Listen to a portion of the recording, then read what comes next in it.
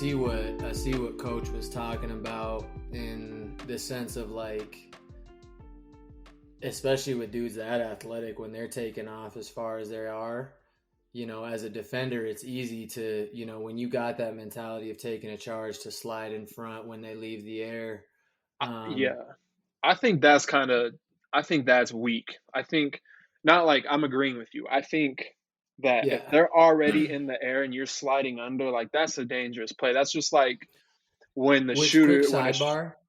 sidebar, I think the refs need to be better trained on that then too. Yes. Like the obviously the rule needs to, maybe I don't know actually what the rule is, to be honest with you.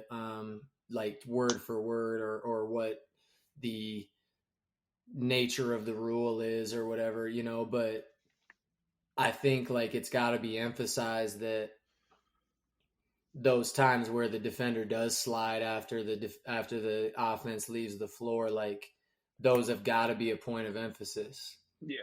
That to me that's like when how they made the point of emphasis in the NBA of like landing underneath a shooter, how that's a dangerous Exactly. play. Like that should be the same thing, right? Cuz he's Yeah. underneath where he's supposed to land. Like I get what he's Yeah. saying, but at the same time it's like we do teach these dudes to like not go down the lane in OC. Like remember when Derrick Rose was driving down the lane and just jumping like crazy, it was like, damn, this is dope. But people were saying like, yo, you are risking yourself here. But here's my question. I'm going to play devil's advocate. Neither of us can do that, but say you can. Say you are that guy that can just soar to the rim. You're not going to not do that in the game. You know what I mean? Like I'm you got trying a to chance dunk to every take off time. on a dude. You're trying to put that thing down. So it's like you got to look at it from both sides. But you brought up Derrick Rose. I saw this. I want to get your take on it, or what your pick is. Prime Derrick Rose or John Morant as far as like athleticism and like explosiveness. Who do you pick? Prime D Rose. Me too. I'm taking Prime Me D too. Rose every day of the week.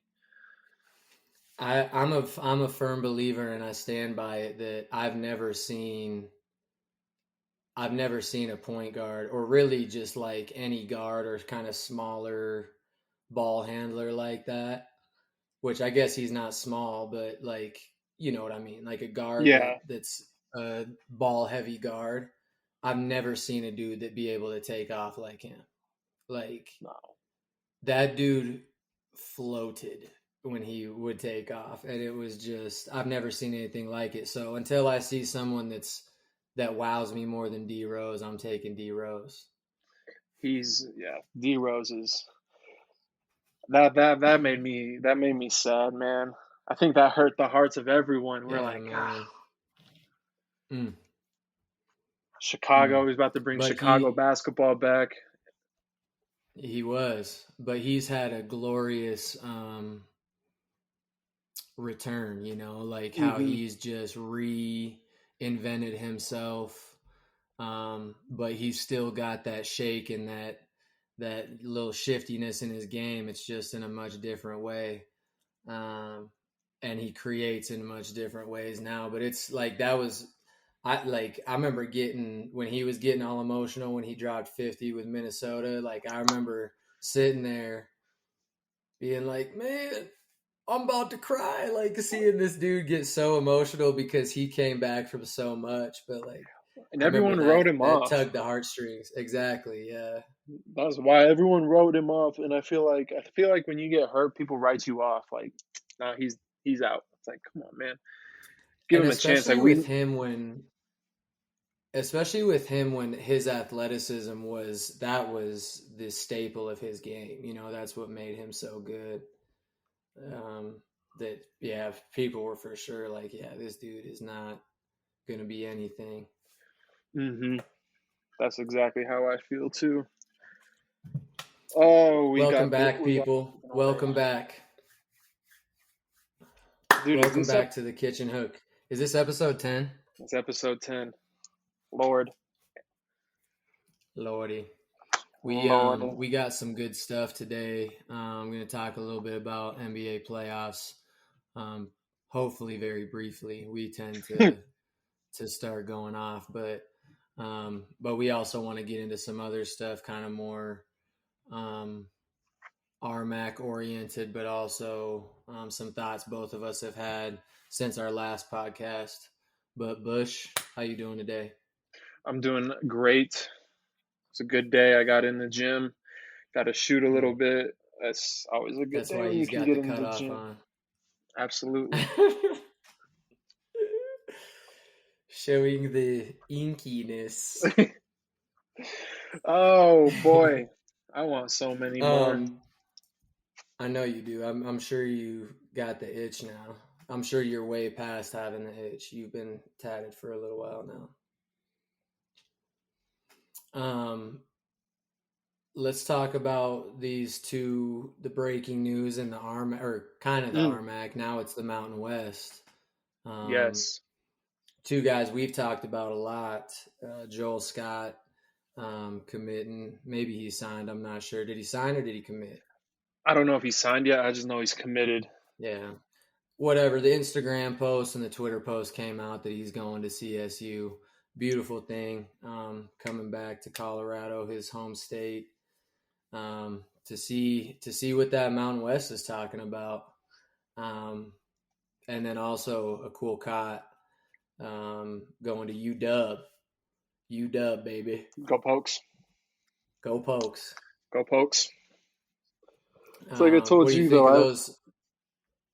What do I think of Huh? those? Well, first off, I was gonna say it's just like I told you. I might have to put the rivalry aside a little bit because Joel's at Colorado Yeah, State, which but is respectable. very respectable for a year. So, but what I think about it, I thought like I'm not trying to be like that guy, but I had a feeling that they were gonna be Mountain West guys, um, both of them. I can't like Mm, for some reason now. We'll see in the there was a tweet I saw all the offers that a cool cot was getting, and I saw mm-hmm, Wyoming. I saw Wyoming on there, and I was like, man, they could use that type of player.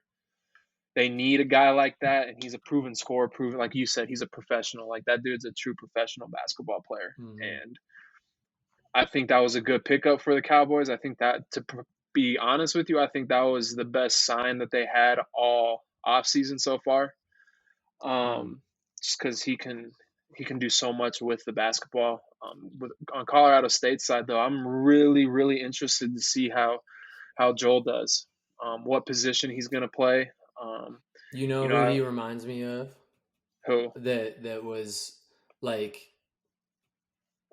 that was a CSU guy. Was David Roddy.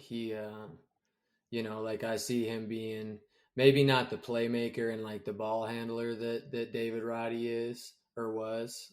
Because I remember, and when we scrimmaged that or when we had an exhibition against them, he was doing a lot of the playmaking and decision making and stuff. Um, who knows if they'll use Joe like that? But like just that bigger guy that can play on the perimeter. Like Joel proved he can hold his own out there on the hmm perimeter. Because obviously at that D1 level, he's going to be going against some bigger cats and absolutely. some guys that can match up with his strength a little bit more. So it'll be interesting to see how they use him, um, just in how his game fits into what they're trying to do. I'm excited for both of those dudes, man. That's going to be cool to watch. It's cool. Like it's cool that the RMAC we finally got like two high caliber players out of the RMAC that win D1. Um, Talent wise, we haven't had that in a long time. Like the Mm, last time we had talent like that, I feel like was when Derek White was in the league. Nicholas K, Mitch McCarron, uh, those mm, guys. Like I mean, Nicholas K, Mitch McCarron, they both play for Australia's national team. Derek yeah, White, obviously playing for the Boston Celtics, starts games for the Boston Celtics. Not all yes, of them, but indeed. he will start at times. And I mean, He's a key piece for those Celtics, man. yes, He's a yes, key piece for those guys. he's really good. Like to be honest with you, when he got drafted by the Spurs, I was so shocked. I was like, "What? Really?" And then you really kind of sit back and watch how he played, and you're like, okay, yeah, to be honest with you, like that's really not that big of a surprise. Yeah. Well, I think, like you hear everybody talk about the Spurs, um, their culture and just kind of how they develop guys and are able to find those diamonds in the rough. Um, they certainly did that with Derek White, and I think going Hmm. into a system like that where he was able to learn the NBA game the way it's supposed to be played and how he can be used um, as a playmaker, as a defender on the perimeter. The certain ways the Boston Celtics are using him now. I'm sure a lot of that was developed um, in those early years with the Spurs.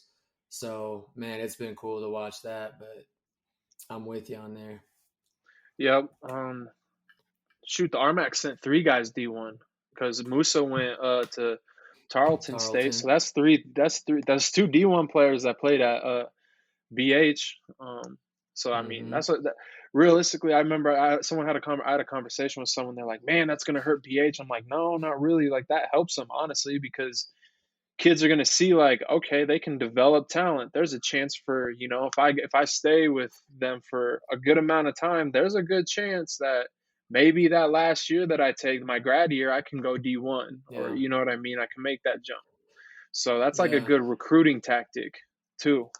No, oh, I agree. I think, and as you look at it from the coach's side of things, wouldn't you use that as a recruiting tool, like for a kid that you're Yes. trying to get? Like, hey, look, we coached this kid, Joel Scott, for 4 years, and now he went, and then he went to CSU for his grad year. No, I agree Boom, I'm using 100%. that for sure to recruit a kid. You Like, know, dude, you this, know, Coach Culver at UCCS brings him into the gym and goes, "Hey, you see that band, that number 14 up yeah, there? Yeah, that's yeah, Derek White. He played here." yeah, Like, yeah. No, it can be nothing but good for you, I feel like. And hmm especially, we could go on and on, but coming off two Final Four runs as well, like yeah, that's those are obviously you lost a great player to the transfer portal. Um, but that's only good press for your team right there. hmm yeah. Thompson can recruit, man, because obviously, like Joel coming out of high school, his freshman year, he dominated the league. He was the freshman of the year that year, and it was just kind of like, to me, it was just funny because it was like, damn, he really did that. You know what I mean? Like Mm-hmm. he really came out and just dominated people, and I'm honestly pretty sure that like that Thompson beat out some like pretty big schools too to get him. So Oh, there's no that dude can doubt. that dude Yeah, can recruit talent, no doubt about it. yeah. Same And with Fort then Lewis though. and then Same with Fort develop. Yeah, Lewis. absolutely, absolutely. I And then think, you gotta develop it once you have it. yeah, I think So Fort Lewis adding that coach Ty Danielson to their staff. What was it, last year? Like that was a big hire his, for them. his first season, yeah, He's one of those young coaches he's gonna have his own job here in the next couple of years.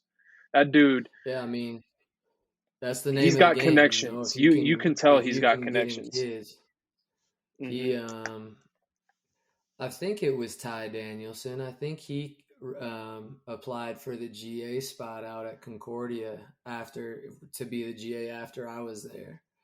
Ty, if you listen, man, check me on that because I think I remember it was you because I was in on the interviews and I'm pretty sure Ty was one of them. Yeah, he ended Um, up but no, coaching he's under had a cool. Sundance. Yeah, yeah. No, he's had a nice little come up for sure Yeah, in the for real. coaching world. RMAC on the Um, rise. Indeed. Let's hope. Let's hope it can be as competitive at the top there as as it was this year.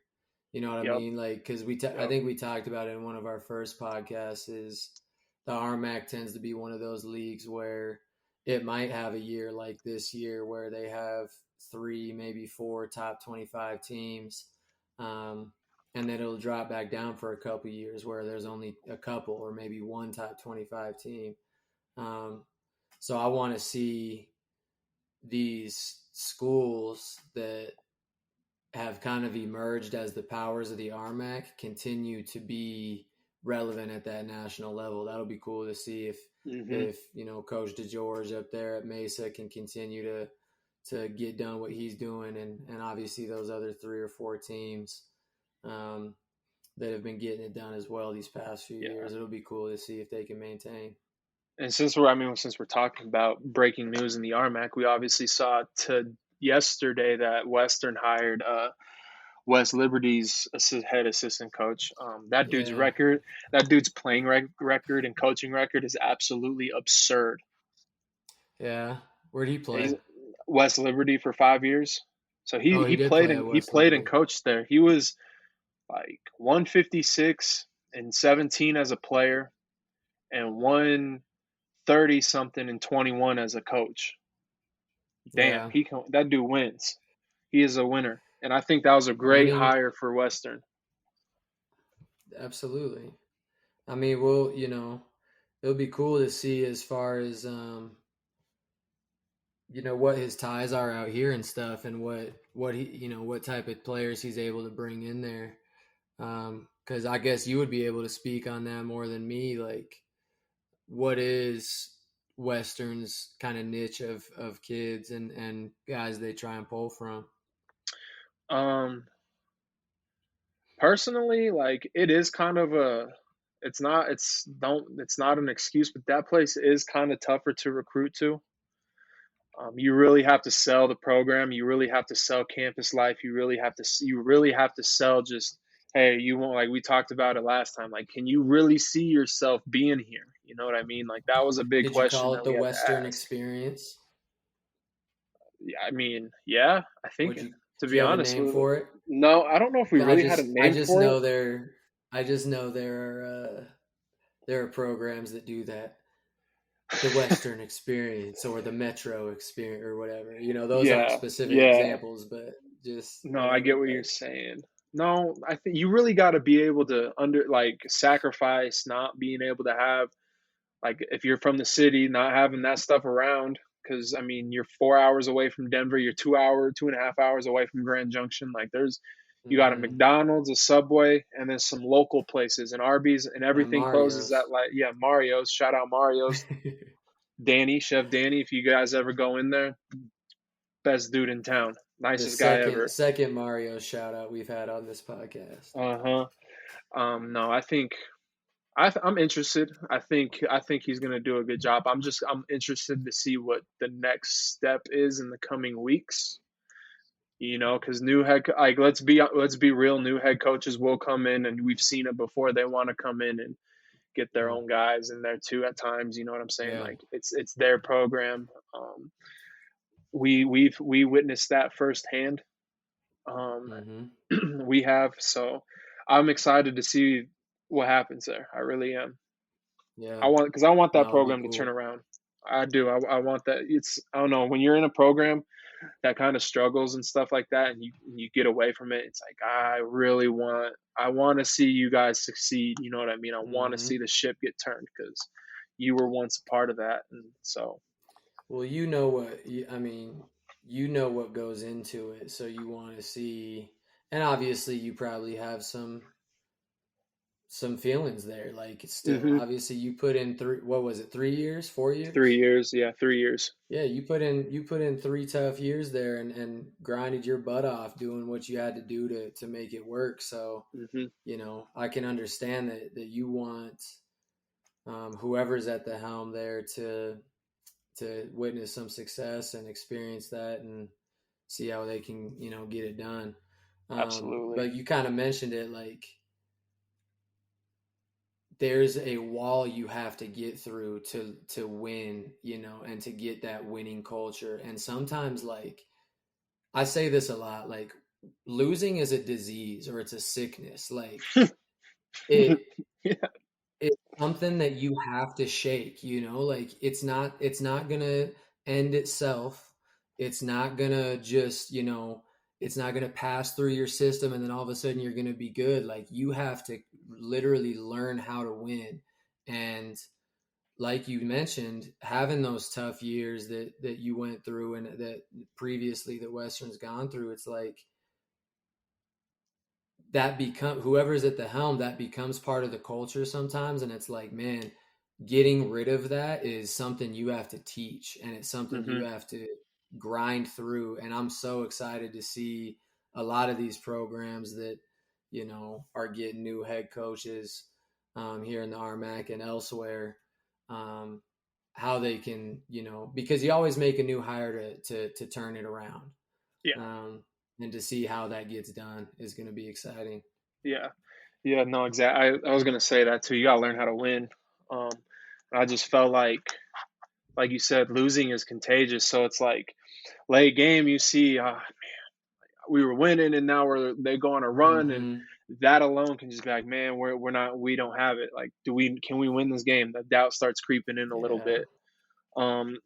There's other factors that play into it, but like at the end of the day, like winning big games are what cures it, but being consistent with it too. You can't just win that big game and go in. And I think that was one thing that my last year, Brandon was like, man, we got to cut this out. Like, we're going in, we're winning close games, but our record's not that good. But we're going into the locker room, tossing water around, celebrating like we Yeah. just won a big, like a tournament game or something like that. You got to just treat it. All right, we won. What's Yeah. Saturday going to bring us? What are we going to do on Monday at practice? How are you guys going to That's a like good take care of point. yourself through the week? You got to move on. I think a lot of players Mm-hmm. like a lot of teams you see like high level teams in college and in the NBA, like, yep, we won this game. Like if they win the Western Conference Finals, Eastern Conference Finals, yeah, we won. We're going to celebrate for 12 hours, and then it's on to the finals. Yep. It's on to the next, Absolutely. that next play mentality. That's a great point. It's like that fine line of being excited when you win and being happy for it, because you want that environment. You want to feel good about winning, but also having the mentality of um, nice work, guys, but we got work to do still, Mm-hmm. and we gotta um, shift our focus to this next game. That's a great point. Yeah. It's like Um, Go It's ahead. like it's like that interview of Kobe when they're up 2-0 in the finals. And man, Kobe, why aren't you Yeah, excited? Well, what's there to I be had a excited feeling you were going about? to bring this up. Yeah. Like, what's there to be excited about? Job's not done. Job done? No. Hmm.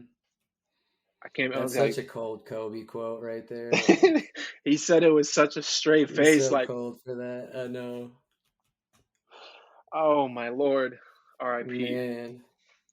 R.I.P. Kobe. Always. But I Um, mean, what were you gonna say?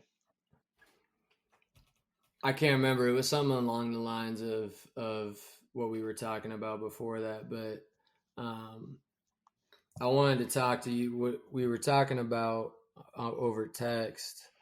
I kind of want to switch gears here, um, but though the importance of development in the spring and summer, you know what I mean? So like Yeah. we're both involved. We've talked about this in other podcasts. We're both involved in the youth basketball world right now, and how when it comes to playing, on these travel teams or these better competitions, and you get placed on these teams that they're not just the kids in your town, but they are the best players from this school, and then the best player in your grade from this school, and you're playing a lot of times a different role than you play on your high school team. Mm-hmm. Of I guess I want to ask you, Bush, what as a youth coach, what are you focusing on for your team specifically, but also just in the general youth population? What's a one or a couple things, or maybe a list of things that you want to make sure that they understand before they move on to that next level, whether it's JV or varsity or whatever it is? Um, really just kind of getting the fundamentals down. Like I'm a big believer on fundamentals. Um, So I what do you don't mean by that? Be more specific like on fundamentals. What do you mean? basic, like just like dribbling, finishing around the rim, uh, like but the basic stuff, not like reverse going faking with your right Right, hand then right. switching to your left hand. Like let me give you a Mm-hmm. go basic up to the rim against contact off two, off one. Simple Mm-hmm. shots coming off screens, stuff like that, and like good passing, footwork, proper footwork. Thank you. I was hoping you'd say that one. I try to establish one. I don't know if you would agree with this. Everyone has their own deal, but I try to establish if you're right-handed, your left foot's your pivot foot all the time. If you're left-hand, your right foot's your pivot foot, because I'm a firm believer of if you can build like in your mind have one pivot foot the whole time, like, oh, that's my pivot foot, you're not going to travel as much. You're not going to be Mm. accustomed to switching your feet up, and stuff like that. And I think I saw that one from Don Meyer. An old Yeah. like Don Meyer thing was just uh Permanent pivot. permanent pivot foot. That's what I was trying to think Yeah. of. Yeah. Just because I think that's huge. Even if it's just like I taught the kids at Sundance, like a crossover drive, like where you're going left and you're crossing over with your right foot, left foot's still your pivot foot, not leading with your left foot, because Oh, a you can crossover still, step. Yeah. yeah, Gotcha. crossover Yeah. step. Just because like Mm-hmm. if you're, I mean, yeah, at times it's good. It's good to have two pivot, like work both of them, but that to me that's around the rim, like Mm. like a dream shake or like basic post moves and stuff like that. Mm. But around the perimeter, I try to really keep it basic. Um, So I'm not. Go let ahead. me Go ahead. touch on the footwork thing real quick. I agree with the permanent pivot foot, especially when you're first learning. Hmm. Like when you're a kid that's not quite coordinated with your footwork and you're still really trying to figure out even just kind of how to pivot and how to move within your pivot and be on balance with it. I'm a big believer in the permanent pivot foot. But I think once you get to a point with these kids where they're really getting that footwork down, like they can jab crossover step or they can really, switch up their pace with their jabs or whatever it is, then it's like, all right, now let's start to work off the rip where it's like you're 2 feet in the air and you can catch and rip either way, Yeah. like ball in the air, feet in the air, boom, I can rip either direction. Yep. Because this is kind of going into what I was going to talk about with this development thing, especially with AAU kids, is a lot of college coaches, they look for that simplicity of a guy that can, for one, knock down open shots. Like you can knock when you get an open three, you can knock it down. Or two, and then two, who can you rip a closeout? Like a guy has an aggressive closeout, boom, and you attack his top foot and you can rip it either direction. Um, that simplicity of being able to get to the rim and then either finish or make a read out of it, like those are simple plays, but I'm learning that that's not what kids are trying to do. They're trying to break kids down off the dribble and they're trying to do it, with multiple dribbles instead of the minimum amount of dribbles. Uh huh. Um, so that was kind of a tangent, but like I think as you get older and you're wanting to get recruited and these kids and you're working towards that college goal, you talked about it. Simplicity is way better. Less is more. You know what I mean? Yes. And so I had that conversation with one of my players. He was asking what he can do better and stuff, and I said that's exactly what I told him is you're trying to do too many dribbles. I'm not saying don't dribble the ball. I'm saying be productive with those dribbles and use the closeouts and the player's momentum as the opportunity to get by them and not letting them square you up and break them down with 19 dribbles. Hmm. Yeah, that's one thing I taught my kids. Here was after like, what's the point of if I'm trying to make a move by someone? I tell you, like I make the dribble to get past them, and it's like a foot in front of me. Like, what's the point of that? I'm not. Mm. I've gone nowhere. And then Yep. I was really teaching like cut the hip and put them in jail. Like cut their hip, Mm-hmm. put them in jail behind you, Jail. because the biggest thing for that is I was trying to, if you leave any type of space as a defender, I have a chance to still cut you off. Whereas Mm-hmm. if you cut my hip and now I'm behind you, like what am I supposed to do? I have to fly. You just put us in a help situation. I have to fly around. You know what I mean? Mm. So that's one of Absolutely. the things. And then touching on like the AAU thing and playing summer ball, I saw this. I was talking to you about this. Kenny Smith said it. Like he was with Hubert Mm-hmm. Davis at a summer tournament or summer game, watching Elliot Kidu, and they were like, in the first 4 minutes, he hadn't taken a shot or scored a point, and they're like, this kid's the best player on the court because he makes winning plays. And I think too many times kids at the AAU level think, I got to score, I got to score, I got to score. You know, like, but why? Like, why not? If you're a good rebounder and a good defender, why not showcase that? Why not Mm. lock your person up and then go get plenty of rebounds? It doesn't matter if you score. Me as a coach, I'm Mm-hmm. looking. Oh, that kid can defend. Can he? He can defend at a high level. He could. He can be my guy that I can put on anyone. You know, I And can he put can on the defend best multiple player. positions. Yeah, Exactly. exactly. He can defend, he can defend 1 through 4. He can defend 1 through 5, whatever it is, like that's a great point, Bush. Like I cannot emphasize that enough because when you get outside yourself in front of these college coaches, they know immediately. They can tell this is not part of this kid's game. Hmm. And touching real quick on the isolation thing, trying to do it with too many dribbles, is one thing I've tried to explain to my young guys is there aren't a lot of guys that can really break someone down off the dribble just straight isolation. Like No. especially as you get older and the defense gets better, like that is especially with help defense and you know guys being better off the ball, it is really, really, really hard to be a great isolation player. Like Yes. it is so, so hard to do. And there are not many guys that are true, like just straight James Harden or Allen Iverson isolation, Exactly. you know? I think kids need to get more of like like if you can't like there's obviously kids that can do that, and it's like, hey, that's your gift. You can really break people Absolutely. Yeah. down. That's what you do. Like not everyone's gifted like that. Not everyone's gifted like a De'Aaron Fox who can just boom boom and then bam, like Way one faster. dribble Yeah, and exactly. they're at the rim. Like Yeah. I was just about to say, like think of Klay Thompson. You know, have you ever seen him drop someone or mix someone up?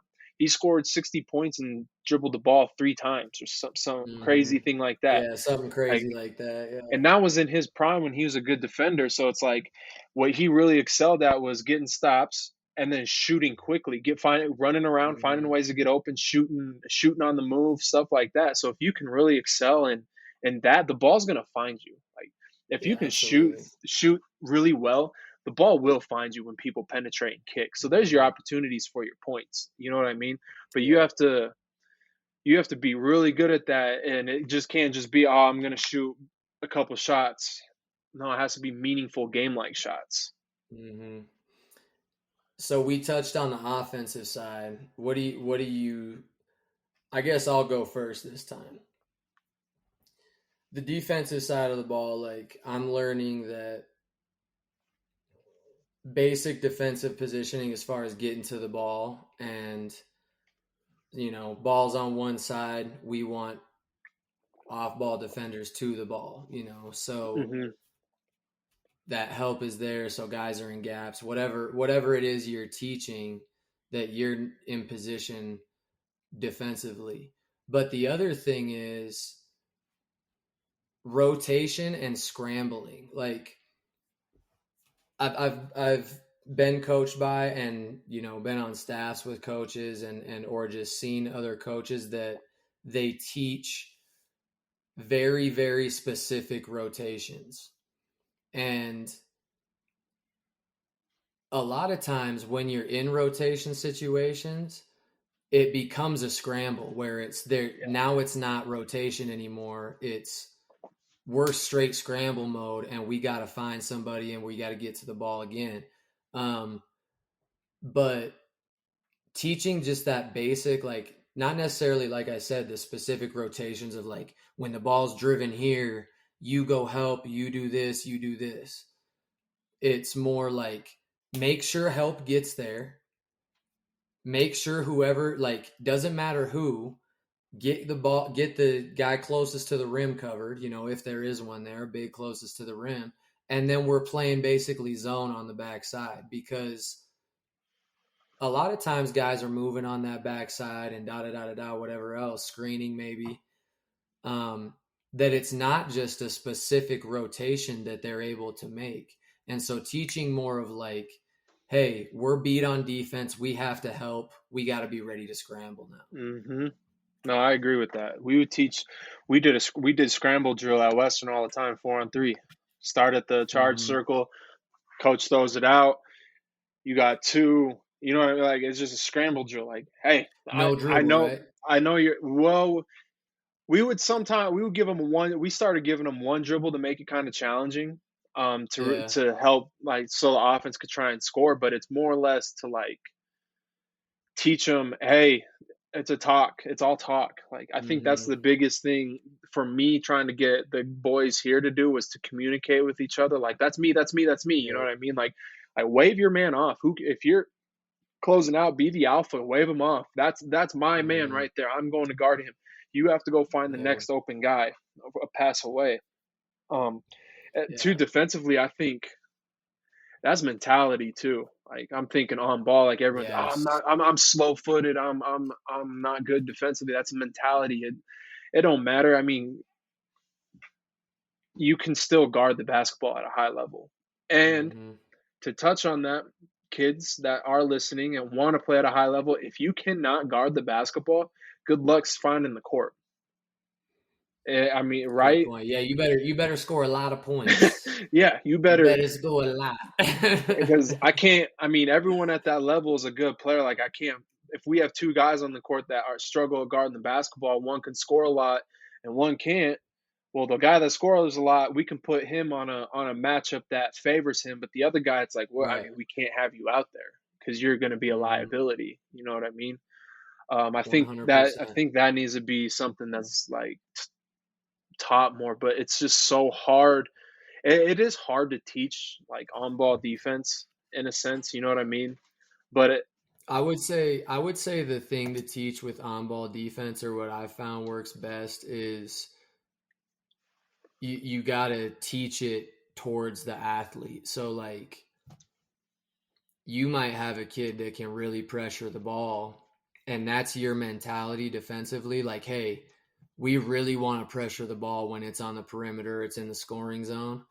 Like we want intense ball pressure on that. But there might be a kid that if you want intense ball pressure from him, he's getting blown by every time, or he's fouling every time. You know what I mean?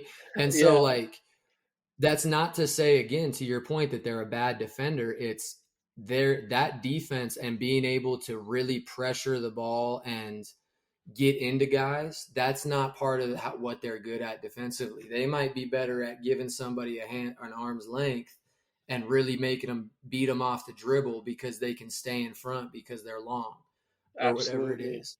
So I absolutely. found, because I started doing that with this team that I'm coaching, this Colorado Collective team, of like, I want ball pressure. I want that fast pace, in your face defense.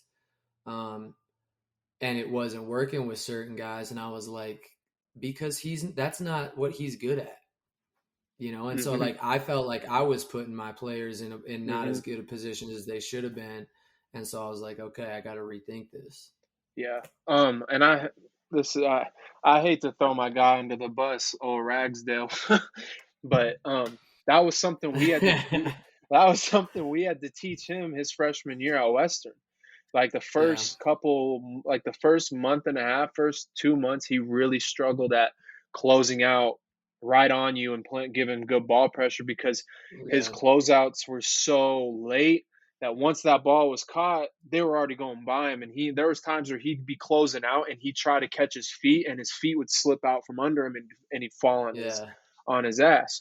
And I was like, yo, close a little shorter, give yourself that distance, like, but if you have that hand up, but you can close short, like realistically, that shot's not going to go up unless they're a Mhm. dead three.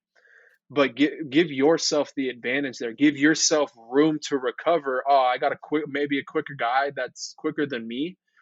I'm a close shorter. I got long arms. I'm going to use my length to keep Mhm. him from shooting, but I'm also protecting my feet. I'm giving myself an opportunity to win the first dribble. And that's something we always Mhm. said a lot too, is if you can win the first dribble, you're in good shape. That's all we ask for.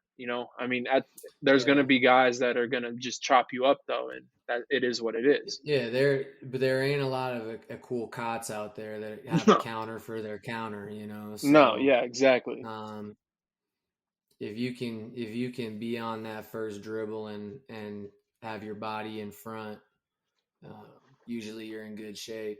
Mm-hmm. Um, that was good stuff, Bush, because I think the thing you talked about with what were we talking about with footwork? Matt. No, when in the offensive side of things. Oh yeah, just Oh, I being just had it. man. I can't remember, man. I literally just lost my train of thought. It'll it'll come back. Watch, it's Oh gonna come back man, in about 5 minutes. It'll do that. it It does might. that to you. It might be Um, gone for good. I wanna. We were talking about this. I sent you a message this the other day. And I had a kid text me saying, "Hey, I want to go play at Western. I'm shooting you a message to play at Western." And I just was like, Mm-hmm. "Hey, yo, I can definitely forward your number to the current assistant there. I let them know like, hey, they're looking for a new coach right now, so keep that in the back of your mind." But I don't coach there anymore. I haven't coached there Mm. for a year and a half, and realistically, and I'm sure you've gotten emails like this too, where like I was getting emails at Western with uh, Devin's still Devin's name still in the email. Like, hey, Coach Bush, Coach Oh, Bosham, and Coach Castro. Astrid. Yeah. Like, do your kids do your research. If you really want to go play, do every school has an athletic site that has a basketball page that has a roster and a coaching staff link. Like, Mm. look at who the coaching staff is. Now, Yeah. just because like I can't do anything for there. And two, like when I forward that message, that's also not the best look because it shows that you haven't are you serious about it or are you just trying to fire Mm. off emails to get people to look at you? You know what I mean? What, And it was it? Maybe it was a kid. I don't know. Maybe it was a kid that knew he somebody knew that knew you. he knew a past player that we had, but Mm. said player didn't last for a whole lot of time with us Mm. just because there's just thing like team rules like team expectations weren't met, so it was like, hey, Yeah. we can't have this around. But Mm-hmm. it, to me, I think that's one thing that's always kind of like bothered me is just being prepared, like show that you've done your research a little bit on campus. Also, don't send me stats of what you did in middle school and in a sixth grade track meet. Bro, I had a kid do that to us one time, and Ben calls me into the office and he goes, "Yo, would you look at this?" And this kid told us runs in cold in blizzarding conditions to improve mental toughness. Like, okay, You didn't take the track stats into account? no, like, come on, man. Come on. Let's send that to the track coach. And even then, like that's not relevant Oh anymore. You know what I mean? It man. just cracks me up. But like just keep it simple. Be just send your highlight film, send a little bit about you personally, your what you like to do. Because we try to set up recruiting, but coaches try to set up recruiting visits centered around you, right? Um like Trumbauer would always tell us like, hey, this kid likes when he hangs out, he likes to go bowling. He likes, to do this, this, and this. Okay, perfect. We can work with that. We know what he likes to do. It's not just sitting down in the room like, all right, so what are we doing? You know what I mean? Like, I So think what really about just now? Yeah, yeah, I think exactly. putting some thought into your emails and who you're reaching out to. Like, I get it. I guess if he would have worded it differently, like, hey, coach, I seen that you were at Western before. Do you have any contact to the current coaches there? That doesn't bother me. But it's the, hey, coach, saw that, I or, would like to I play want to at play at Western. Western. What can, and I've been trying to get a coach there. It's like, dude, I haven't coached there in a year and a half. And it's not, I'm not Yeah. trying to, it's just a learning lesson. It's a learning lesson for all you kids that are really trying to go to the next level, because coaches do kind of Yeah. try and read between the lines a little bit. I don't know. The What's your one thoughts that's on that? well, first of all, the one that's funny for me is um you would get the email from the kid and it was like one where it's like you send it to all of these coaches and it will insert their name in there and it would like say dear coach last name and like it wouldn't auto correct it into what the name was. And so it's like so about 50,000 other coaches got this same exact email. Bro, I um got put on an email train real quick. I don't mean to cut you. I got put on an no, you're email good. train because I texted you about this. I said, "Yo, did you get so and so's recruiting stuff?" Because he tagged every like 80 Oh coaches in yeah, I D2, do and remember I'm that. like scrolling through, and I see Adams, and then I see Tate Hilgenkamp at CSU Pueblo. I'm like, Yeah, yeah, and some kid, some coach goes group reply. Hey, how about you send individually? Send these out individually. Because like yeah, 80 coaches just got one email. And we're all on this thread, and it just cracked me up. I'm like, yeah, dude. I come on, remember dude. that. That's classic. But like you you've seen the full gambit of email blunders, if you've coached in college for a few years. It's like, but to your point, if it's meaningful to them, they won't do the mass email. They'll write out an email Hmm. that is tailored to that school or to that coaching staff or whatever it is. But I think just on the idea of doing your research on um, before your reach out or before your recruiting visit or whatever is to just have areas or questions that you want answered um, about that Hmm. school or the majors or Hmm. the program or whatever it is, because um, it shows that you did look into it and it shows that that program is important to you and that you're willing to put the time in. um, because like I said, we said it last, or I said it last podcast, is the kids that are interested, they're recruiting us or recruiting your program just as much as you're recruiting them. um, and so if they have done their homework and they do know certain things about the team or about the school, it shows like, okay, like this is a place that he or she has um, truly considered, and we're not wasting each other's time here. Hmm. No, I Because it agree. does, like, as a coach, just real quick, as a coach, you get thousands and thousands of recruiting emails, whether it's from the kids directly or whether it's from recruiting services or their coaches or whatever it might be. So those ones that you can tell the time was taken on them, they stand out. Yeah. Um, Yeah.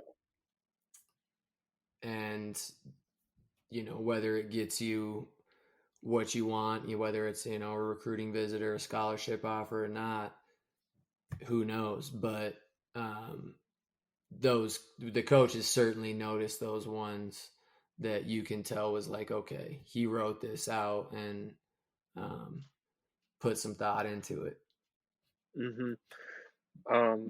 I'm already gonna just be honest with you. This one's gonna run over. This has got another about 15 minutes to this episode. People, it's gonna be another hour long one because I got a couple things I want to ask Hills real quick. Go ahead. What do you, since we're talking about this recruiting thing, and I've always thought about this. What do you think of the kids that always post blessed and blessed that I received an offer from so and so, and they tag pictures?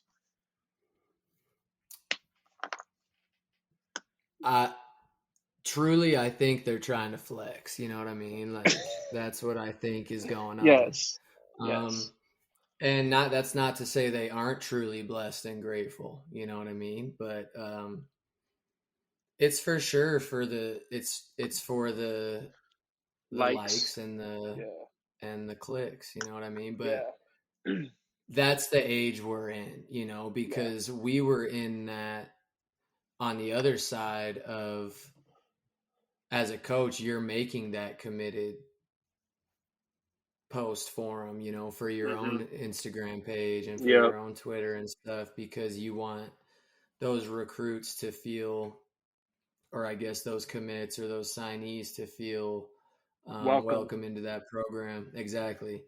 Um, so it's just, it's the way of the world right now. Yeah, You know, yeah. that's, I guess, my final take on it.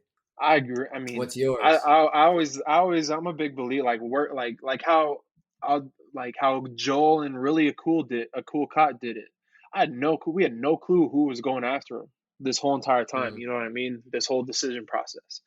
Or like working in silence is honestly your best move because I mean, why does your competition need to know what you're doing next? Why not move in silence and then, hey, hey, by the way, I just committed to this school. Like those mm. don't bother me. The commitment posts, it's the blessed and thankful to The receive a offers. full scholarship offer from Yeah. so and so school. Like, The like, funny ones to me are I've received my fifth Division One scholarship offer from. It's like, man, no, come on. Like, all right, man. the one that cracks me up is just received the preferred walk on from this D1. Oh Okay, yeah. congrats on the Hey, coach which wanting you to be a practice player. I mean, I'm not saying that you can't move your way up, but you hey, know what I I was mean. a walk on, so watch your mouth. Hey, but you worked your way. You worked in silence. I didn't. No You're one right, knew I what did. you were doing. You know what I mean? And then Indeed. okay, second thing, I saw this tweet, and I screenshotted it, and I thought, damn, this is probably the most real tweet I have seen in a long time regarding recruitment out of high school. It goes, it's like I keep hearing all this. No one is recruiting high school players. The portal is hurting high school players. And then his question is, why is no one talking about the coaches, the handlers, AAU coaches, parents, etc., instructing kids who are being recruited to wait, wait, wait. You know, keep waiting, and coaches move on. It was his thing. We talked Mm, about this last time. Coaches will give you a deadline. Hey, will you let us know within 2 weeks? Can you have a decision in 2 weeks? Because we and it sometime and it's true. We actually have another guy that we're looking at who we will offer the same exact your position to but we want mm, you. You know what I mean? We really, really right. want you. So can you do us a favor and let us know within this time span? Mm. Because if you don't, like, we'll move on. We'll gladly move on. You know what I mean? We're not gonna. And And I think do that's you just have a question? Do you have a question like, about what do it, you? or do you just want my thoughts? Just thoughts. What do you think? Like, because I'm I not a big fan I of the weight thing, of the No, waiting me no, game. and I think, and my first initial thought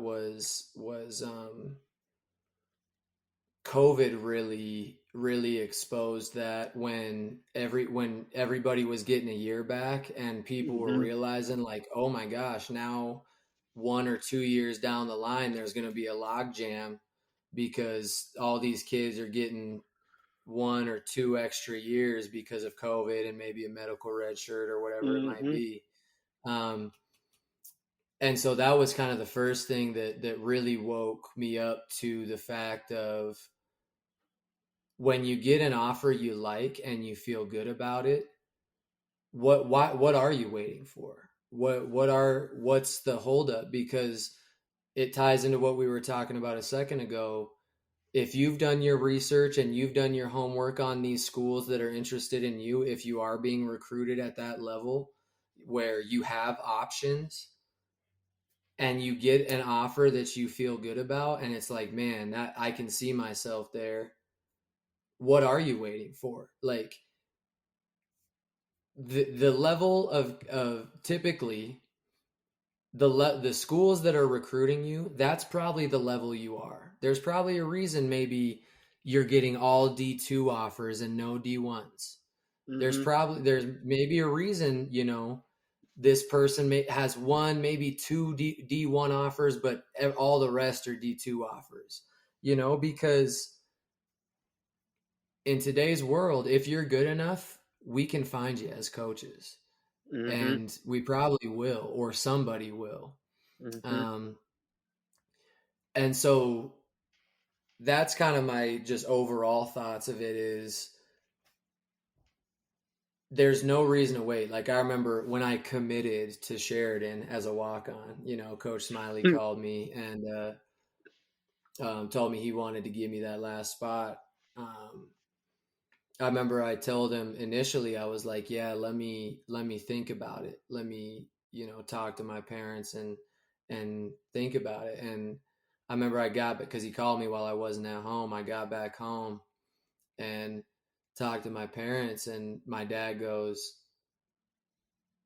he didn't say this, but it was kind of like, what are you waiting for? You don't have any other offers. Like no one else. I went up and visited Black Hills. Coach Schaefer told me, he was like, nope, we're gonna be, we're gonna um, not give you a scholarship or not ask you to walk on or whatever it was.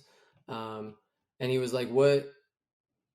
You don't got other options. What are you waiting for? Like this is your best bet. And so I called him right back like an hour later, and let him know that I was coming. But that's all to say is when it feels good and like we talked about, you've done your due diligence on what you need in a program and what the program is offering you, there really is no reason to wait for it. Mm-hmm. And last thing, waiting when you don't have any other offers or any visits coming up or anything like that, that just tells the coaching staff that you're waiting on or that you're making wait, like I'm unsure about this. So like they're sitting there like this guy doesn't have any other visits here, he doesn't have any other offers coming in, like what else does he have to consider, so that's how I feel about it for sure.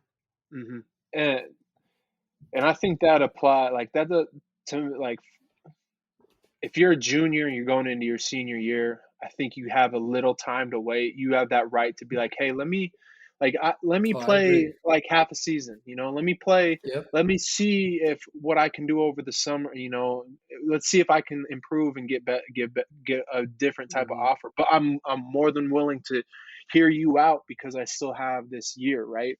Let's revisit things down the line. I'm open to revisiting things.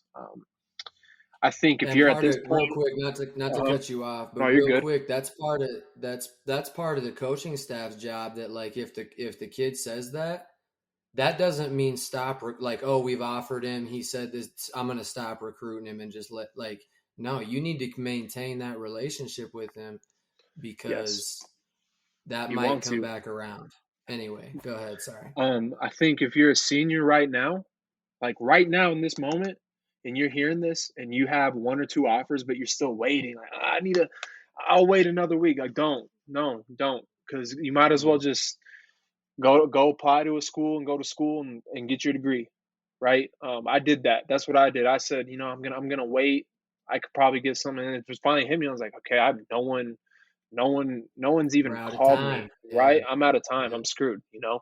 And so you can't play catch up at this point in time. They're moved on. Do you have tournaments that you can go and play in? No, you're a graduated senior. There's very few tournaments around there that'll allow those kids like that is in their senior year after season getting ready to graduate that will let you play. It's more based on for the Mm. upcoming classes, right? Right. Right. So That's if not someone calls senior. you Yeah. if someone calls you up right now and says, "Hey, we actually saw your film, about all this, that, and the other thing. Like, we want to bring you up, and if you really want to play, like, go earn your spot. Go take it. Go earn your spot. Right? Give it a Yeah. chance. That's all I say. Just give it a chance because you don't want to sit there and I'll wait, and then July comes around and you're applying to go to school at somewhere, and you're applying to go to school. You're not applying to go to school and play ball, right? Hmm. You're gonna regret that.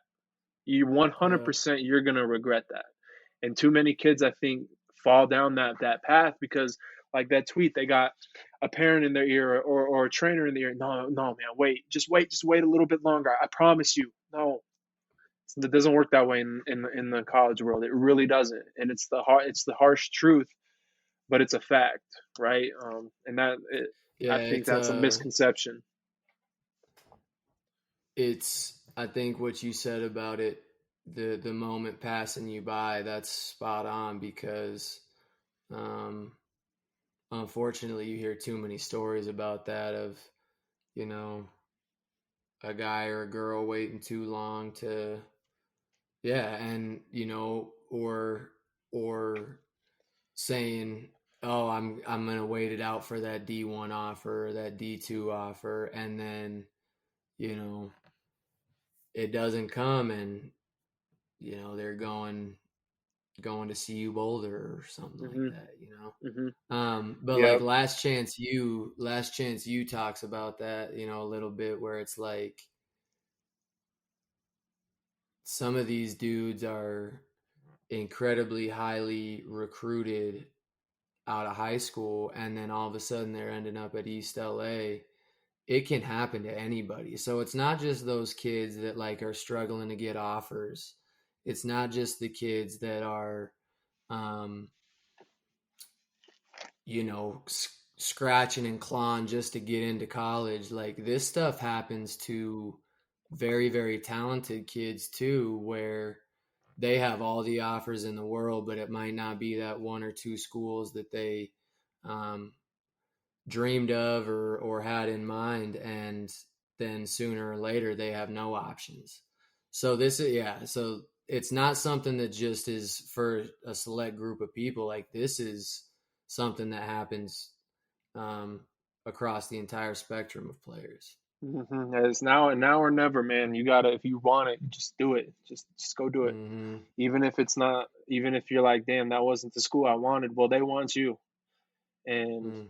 that's better than going to school where you want to go to school, but that's where you also wanted to play basketball, but you're just going to school, because Yeah. you're just gonna have that thought in the back of your mind the whole entire time. And I remember telling Nick this when he was, looking to go play pro overseas, and I've told other players this that I've coached or just been around that, maybe thinking about going to play overseas, and it applies to college as well. But I remember saying, like, because overseas there's those leagues that where you're in that third league and you're playing some garbage basketball. Hmm. But I told him, I was like, man, you have one opportunity to play pro basketball. Like, especially those guys that are on the fringe, you got one chance, like Eminem said. And if you don't decide to do it now, my bad, had to throw that little one in there. If you don't decide to do it now, um, it's going to pass you by. And the same goes with college, with these kids looking to go to colleges. There's one chance to do it. Not many kids end up on Last Chance U on Netflix, where they're getting their third or fourth opportunity. Um, that don't come around all the time. So when that opportunity comes, if you're ready for it, you got to take it and run with it. Absolutely, agree 100%. Kids that want to go into college basketball, I really think that this is a place that you guys need to like really tune in. This is something you really need to tune into, like with me and Hilgs here, is because like we're trying to help you guys too. We're trying to help you understand that realm, that world, how to navigate it, how to get there, you know? And Hmm. we're not just saying this to say it, like we're saying it because it's a real thing. You know, we did this for a career at one point. Still do coach basketball, still helping kids, trying to help them get to the next level. So Yeah, don't let this just go in one ear and out the other, as some parents would absolutely. say. But Yes, yes, uh, indeed.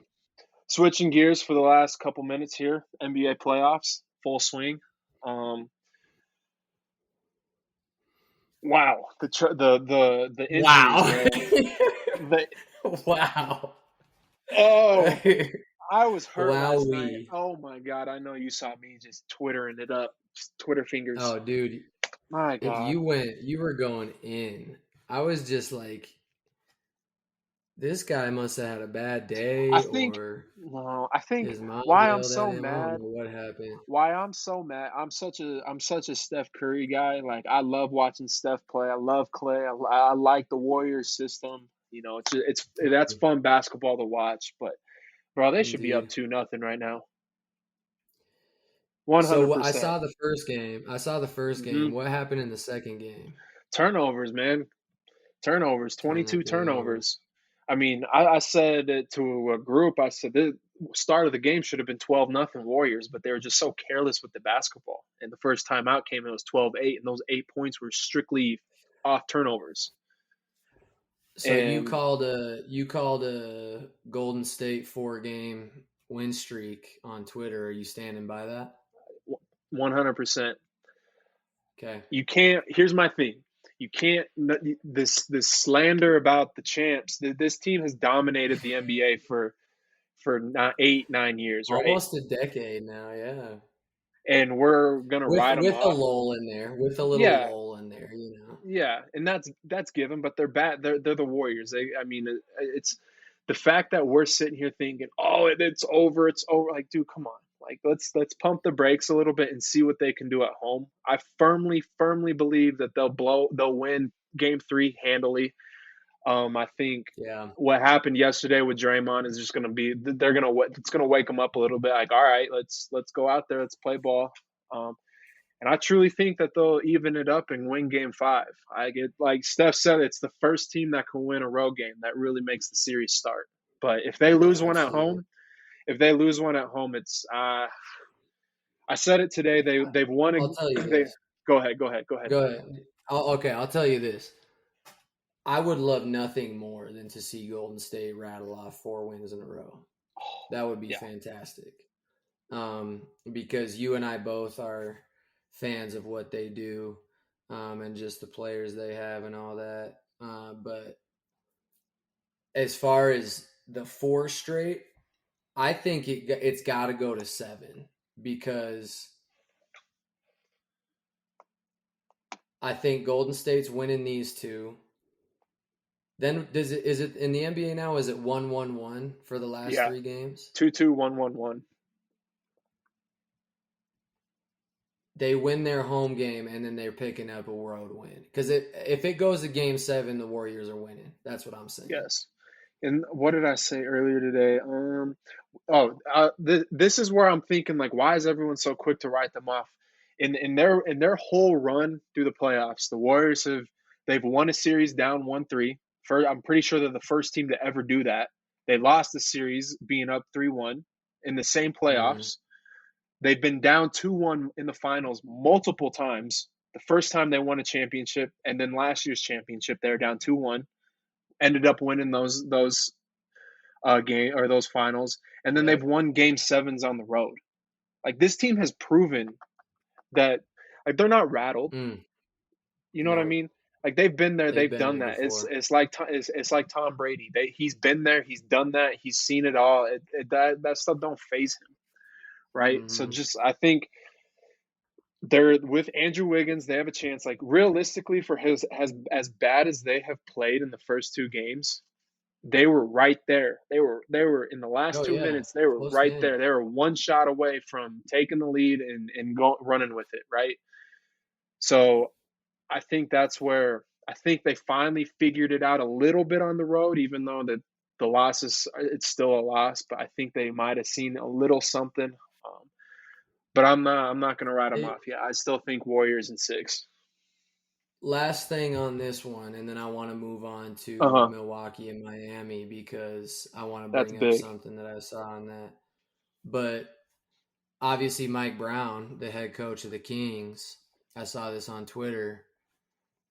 You know, he's got the inside scoop on what the Yeah. Warriors do a little bit, Oh So yeah. that's one thing that just, marinate on that a little bit.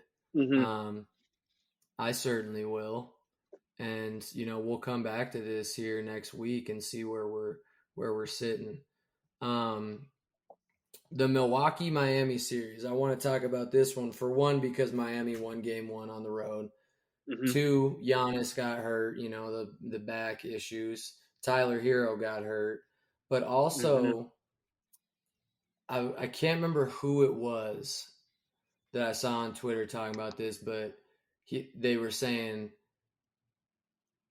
I do not like whoever gets Jimmy Butler in Miami in the first round is in trouble. Like, I would not want that matchup. And No.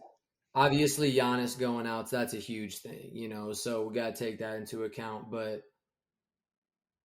like, for one, Jimmy Butler's a straight dog, but the Miami Heat, like, if they kind of remind me of, like, we were talking about Michigan State in the tournament where it's like you can bank on them getting to the Sweet 16, basically. Like Miami getting into the playoffs, they're always a problem. They're always an issue. Always. Always. What is it? Like, everybody talks about Heat culture, but you talked about it last week. Is they haven't had a straight just superstar like since LeBron James. You can obviously count Jimmy Butler in that somewhat, but he's not on the superstar level of LeBron. But like, No. what the heck is it? I think it's Coach Spo, man. Like You think Spolstra it's has the he's like that. It is the culture. Like it's the and to Jimmy Butler demands a lot. I told my dad this. I was like, Jimmy dude? Butler really is the last true like superstar that's like Kobe, that's like LeBron, that's gonna get on your. If you're not performing, he's gonna get on your ass. Like he's really gonna call you. Mm-hmm, He's gonna be, yo, we need.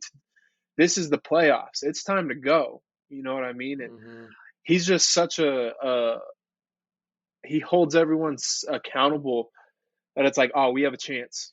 And I mm-hmm, think that's what they had. Their mentality is we're gonna win this game. And Jimmy said it after the playing game. He goes, I know we're an 8 seed, but this is a damn good team. Like we are a good team, mm-hmm, and I think people are really quick to write us off. Like that team was the number one seed in the East last year, and they were an in and out shot from Jimmy Butler from going to the finals. mm-hmm. And like The that team, that's a the good team. the thing about Jimmy Butler is he makes the big plays, and especially in that game 1 in Milwaukee is he was making not only the big plays offensively of getting big buckets when they needed them, or you know getting a tip in or whatever late, but he was doing, like, he would get a bucket and then he'd get the rebound on the other end and bring it up and then get a great shot for a teammate. Or like I saw one, he got the bucket, boom, was sprinting back on defense, tipped it out from behind, got the steal, got a bucket on the other end. It's just like back to what we were talking about of the winning plays and youth basketball and stuff, of kids being able to do that. Is that's an example of, obviously he's a great talent basketball wise and he can score and do all this and defend the best player, but when you have a guy, when your best player on your team is doing the dirty work, you got a shot. If you ask me, you always got a shot because that's a team that's going to go down swinging every Mm-hmm. single time. Yep. Absolutely. And you say Jimmy Butler. I said this on Twitter the other day. When the Clippers beat the Suns, if you have Kawhi Leonard on your team in the playoffs, you have a really, really, really good chance at winning a basketball game. That guy, Mm-hmm. playoff Kawhi, is one of the best players on the planet that I've ever seen, dude. Mm-hmm. That dude locks up on defense. Stupid. He's the claw for a reason, but he also is so good offensively. Like Mm-hmm. he came out of his shell couple when he was in the Spurs after like kind of the big three was gone, It was and when he really turned won it Finals MVP. and really just turned into like a mid-range 3-point guy. And I was like, damn, this guy can score at all three levels and he can guard the best player, right? Um, I think they're tough. Um, it's just there's always that player that's going to demand. Like, people hate him, people hate the man, but Draymond Green is a winner and he demands a lot from his team. His energy, Indeed. those guys that can provide the energy with the winning plays. Now, granted, he does do some dumb stuff, but Yes. um, You if got you to can take the do good with the bad with him. exactly, it's the playoffs this year is kind of a shot in the dark. I'm going to take back my comment on my East team. I think Philadelphia is going to be the team from the East that Really? goes to the fun. Dude, I think Joel Embiid is playing such good basketball right now. Like, he is on another Mm. level. He is fine. He is on another level, You and got I them over think Boston, huh? yeah, I do. I don't see it Because with I think now Boston. that Giannis, depending if Giannis, when Giannis can come back, if he can't, Milwaukee's out. Tailbone's a terrible Um, injury. oh The- yeah, dude. The So no. coccyx. Yeah.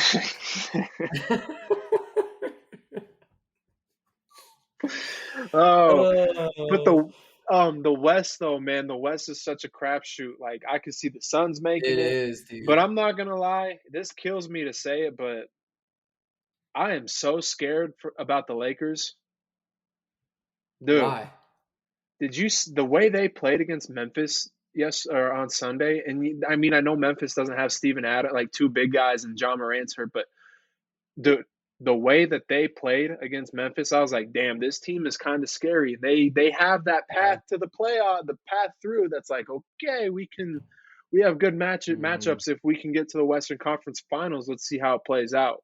And if AD can play through injury like he finally did for once in his damn life, like he, dude, that team's Like just finally. really good. But And Matt, I'll go say ahead. it time and time again. If you got LeBron James, you got a shot. All right, Yeah, you do. you got a shot. Yeah, I got in a argument yesterday in a group chat with the boys. Just went on a tangent about because it's there's a Warriors hater, and then there's me, the LeBron guy. That's like, nah, no, I don't want it. And, dude, he's great. He's a great basketball player. Year 20, like, you can't knock that from him. And Mm, it's just, can they stay healthy? Can they stay consistent? Like Max said, the Lakers remind him of like the Dallas Cowboys. Super good roster, but can they consistently put it together? Because let's yeah, be honest, I agree with that. Rui Hachimura is not going 11 for 14 again in his life. No No, and way. that's what I was just about to say is they're gonna run into a team that is able to figure out who to take shots from, but when you have LeBron and AD that can create those shots, that's a lot easier said than done. But I just don't know if the firepower is going to be there. Like, because they did, like you said, they played so well because obviously their stars played well, but they got incredible contributions from Rui Hachimura and Austin Reeves, um, which I believe is both of their first playoffs, right? Yeah, y'all got to stop So with they're this. going to get to a point. People got to Oh, go stop with ahead. the hillbilly Kobe stuff. Like, come on, man, that's so disrespectful to Kobe Bryant. Austin Reeves is? Yeah, people are like, "Oh, he's the hillbilly Kobe. He's the white Mamba. He's the all that." I'm like, "Stop, stop, stop, stop." This guy Yeah, is. let's not go that far Let's pump the yet, brakes okay? right now. I don't know. The West is a crapshoot. Kings are good, man. Kings are good. Kings are good. And word on the street is they're very efficient on the Offensively, offensive end. So, defensively is where their concerns lie. I'm interested to see how this series with the Warriors play out. Denver, I'm not sold yet. I'm not sold yet. But prove me wrong, I respect please, that. please, please prove me wrong because I do like a little Denver Finals action. Because if that happens, I'm getting a ticket and taking mine There down to you go. Denver. But no, it's just too. The only team out of the West that has absolutely no shot at all is the Timberwolves. I think Oh yeah, absolutely no. And if Ja's hurt, the Grizzlies are done too. Like there's no yeah. chance. I think I there's don't six think the teams that could make Grizzlies. it though. I don't think the Grizzlies are getting it done. I'm not a believer in the Grizzlies, man, quite yet. I know they're the 2 seed and they're really good and whatever else. Um, but you said it before: is you got to win something before you start Talk. um, consider well, and even considering them to be the contenders or to be a team that's like, oh, they're serious, Mm-hmm. especially when he gets to the playoffs, because everybody knows playoff basketball So changes. different. And Um, yeah, exactly. but Memphis, once they no, get over that hump, then I'll believe it. But I got to yeah. see that first. They painted too much of a target on their back with all the talk. It's like Klay Thompson said last year. Jaren Jackson tweeted strength in numbers to shoot a shot at the Warriors, and the Warriors ended up winning the championship. And he's like, I can't wait to go retweet that freaking bum. Like, but it's true, right? Like, why are you guys talking when you have not done like you haven't done anything yet? You don't does. I mean, That's their you're just painting a bigger that's target on your back. I mean, that seems to be, what they're trying to have their culture be, as far as not necessarily just the crazy trash talk, because I feel like everybody trash talks in on Twitter and at some point, Yeah, or takes a shot at somebody. So like, but that seems to be what they're trying to have their encore persona be, is that team that's going to be in your face and not afraid to say, exchange a few words here and there. But again, as MJ said with the cigar in his mouth, like, it's easy to talk when you're up. mm-hmm, Um, mm-hmm. it's easy to talk when you're up 6, but when that score is even or when you're down, what are you talking about then? So Yeah, Dylan we'll Brooks is see, a man. bum. But Dylan Brooks is a bum. I That's know all you I'm gonna don't like say. him. No, I no, know you don't like absolutely not. him. Absolutely not. I think he runs his mouth too much. I think he tries to be too much of what Draymond is, and I think they're trying to be too much of what the Bad Boys Pistons were. You can't replicate that. Yeah, man, but just be yourself. That's what I would say. Listen to Yep, your heart. absolutely. Shoot, man. Well, Bush, I'm gonna talk about these. Not talk about them, but just let the viewers know how excited we are about these next 2 episodes, man. These are gonna be good. Next week we got a real good dude. That's real. I don't want to give away too much, but just a guy that I got a ton of respect for. Um, and a guy that has a super dope story through this basketball thing. And then the week after that is going to be certainly a blast. People are gonna But love that one. these next two shows are gonna be good stuff, and we want you guys to Absolutely. tune into them. And hey, yo, if y'all are listening at the like, if you want to be on, like, shoot us a message in the DM. I mean, that's how we got next week's guest on. He Mm-hmm. said, "Hey, I want to get on the pod. You guys are doing great work. I just want to." Absolutely, 100%. Let's talk. Um, Mm-hmm. but also, I think some people shot the shot. Isaiah Thomas. When I'm gonna clip this, Isaiah Thomas. Come on. I saw you. Yeah, come I saw on. you. I saw you. I saw your post hopping on a pod. Let's go. Come on. We got the Just kitchen hook pod, man. just bring it on. But I mean, other than that, I'm excited for the next 2 episodes. Yeah, But man. I mean, They're gonna be dope. That's all I got. Yes, indeed. Another long one. Sorry about that. We got some things to say apparently, so Absolutely. you guys got to deal with it. Yep. Like always, we're on Spotify, YouTube, Apple Podcasts, iHeartRadio. Hope y'all are doing good. We're doing great. Indeed. But Kitchen Hook Podcast. Peace. Stay ready so you don't got to get ready. Absolutely.